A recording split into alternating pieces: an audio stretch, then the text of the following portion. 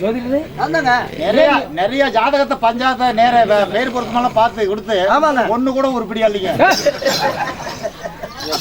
அப்படியே அவன் பேச்சு கேட்காதீங்க. பஞ்சாங்கம் பார்த்தாச்சு. ஆமாங்க இப்ப பையன் நீங்க சொன்ன மாதிரி கல்யாணத்துக்கு ஒத்துக்கிட்டா அப்படியா? ஆமா கரெக்ட். அது போல எனக்கு தேவையான பொண்ணு வேணும்ல கல்யாணத்துக்கு.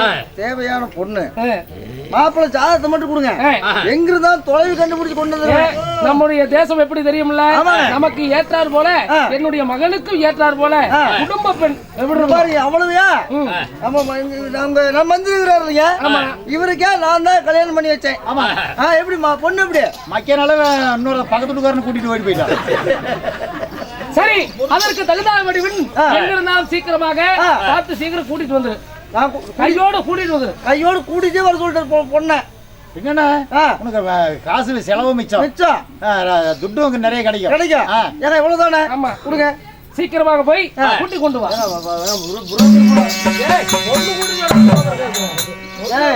நீ பாட்டுக்கு பணத்தை வாங்கிட்டு போயிட்டு எப்படி பெரிய இடத்துல வந்து பொண்ணு பாக்கணும். ஆமா சரி கிளம்புறேன்.